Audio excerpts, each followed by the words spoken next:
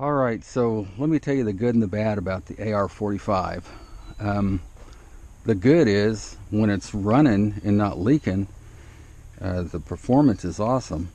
Now I have about 140 house washes on this, and then maybe 20 pre and post treats on concrete. So, but basically 150 houses.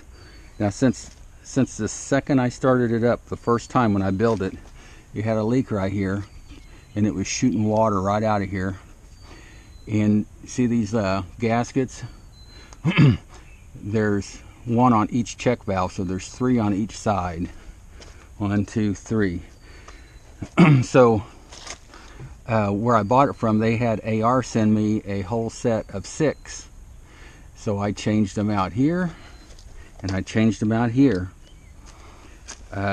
It ran good for 10-15 houses, and then they started seeping again. Just, you know, a drip here and there. And sometimes when you first started up, it would squirt pretty good, and then it would just stop, you know, magically stop.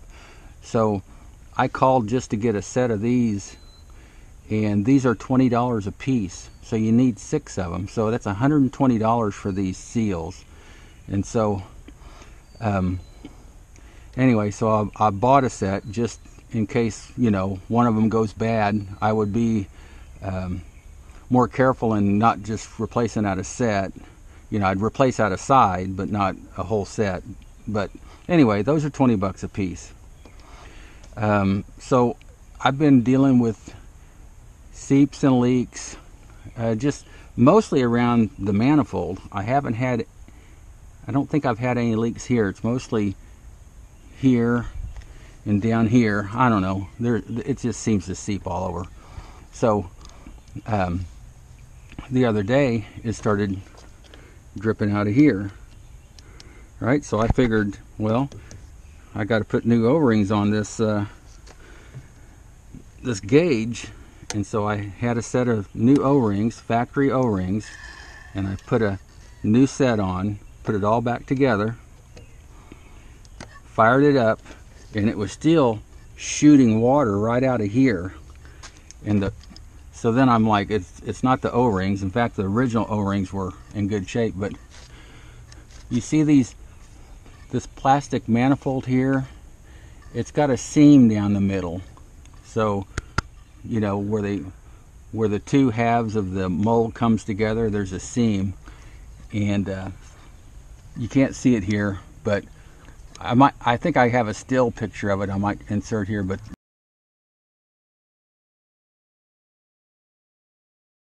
you can see where that crack starts back in here past the other side of the O-rings and then back through the O-rings. It's just a white line. And so I was pretty pissed off about all that. You know, it's not a, you know, really not a cheap pump or anything, and that's not my fault. That's a manufacturing fault. But now it's out of warranty, and you're not going to get a warranty on anything that pumps bleach anyway. So I called North Georgia Airless to get this one piece right here, and surprisingly it was only 12 bucks. So I got it, and I got some more of these seals, and I got O-rings that go in here, because this is a separate little piece right here. So you can take it off and, you know, put one on relatively easy.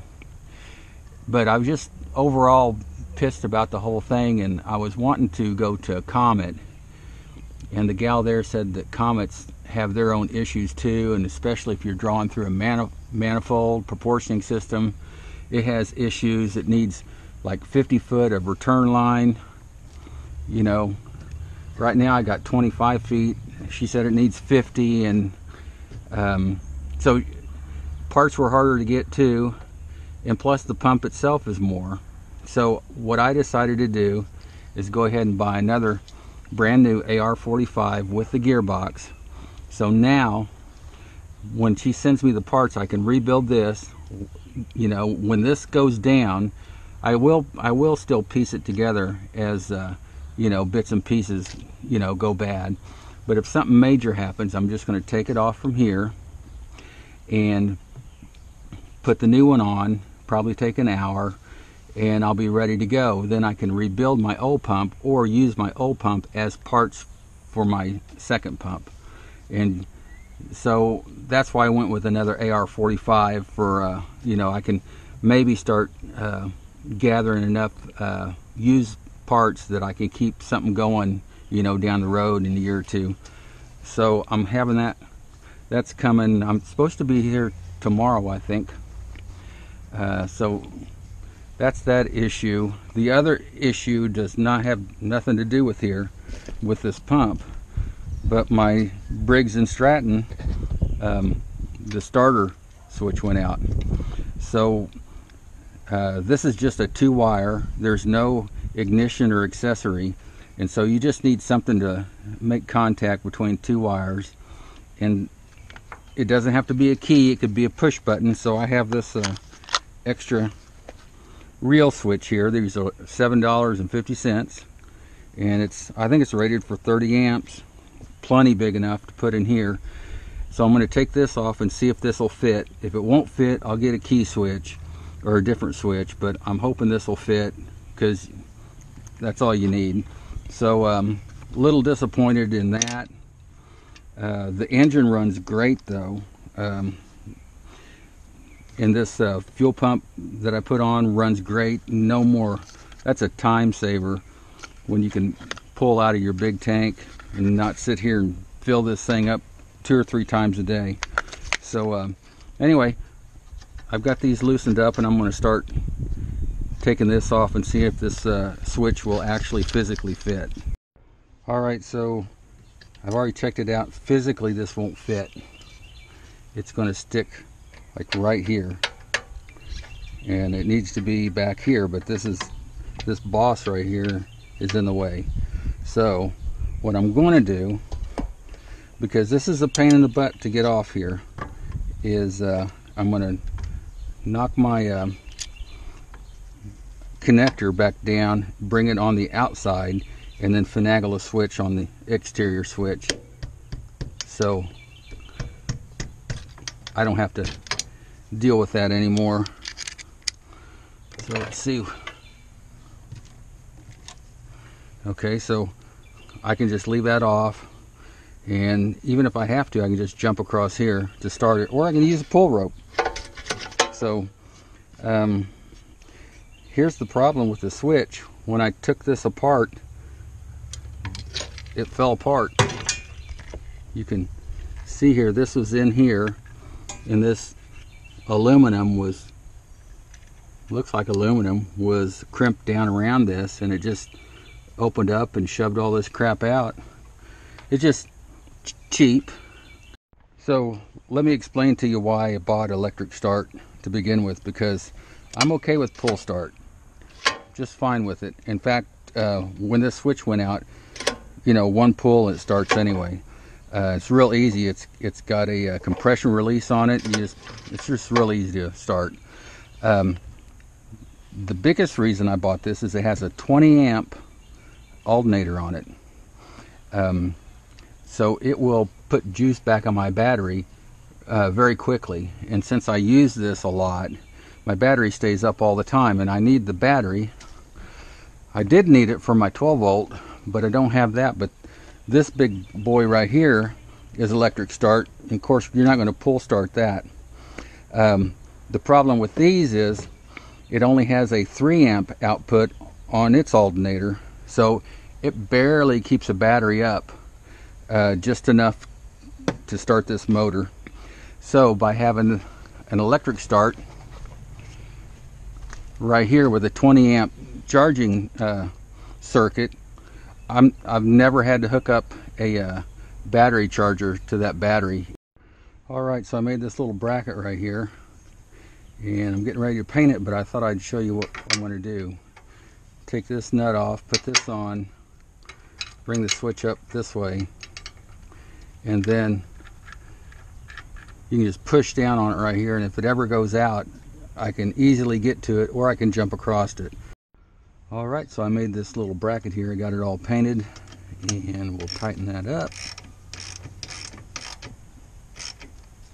Whoop. Moved on me there.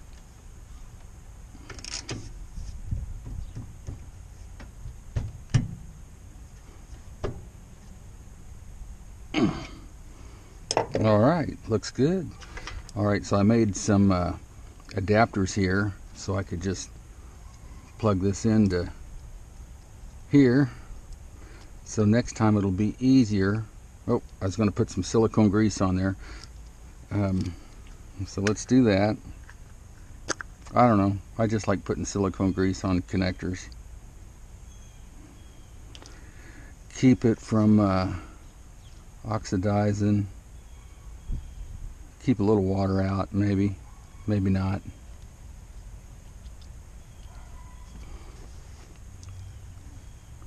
But I know it won't oxidize.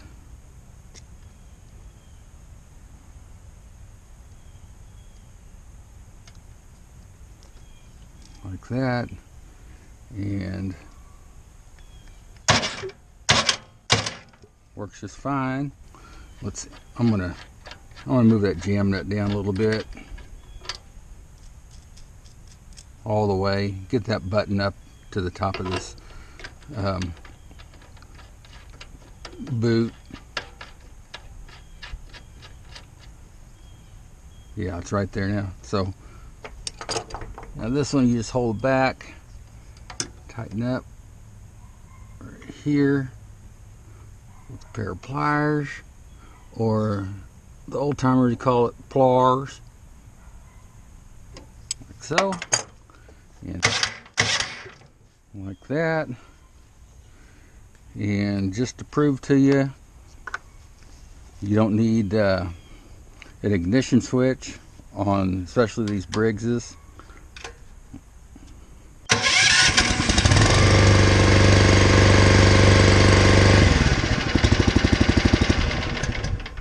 And that's it. So that's the way everything ought to be, where you can get to it. I mean, hiding a switch back there, and then, you know, paying 29 cents from China for it, it ain't gonna last. So yeah, I'm happy with that. I guess that's about it. So please like and subscribe, and share my videos, and until next time, take care.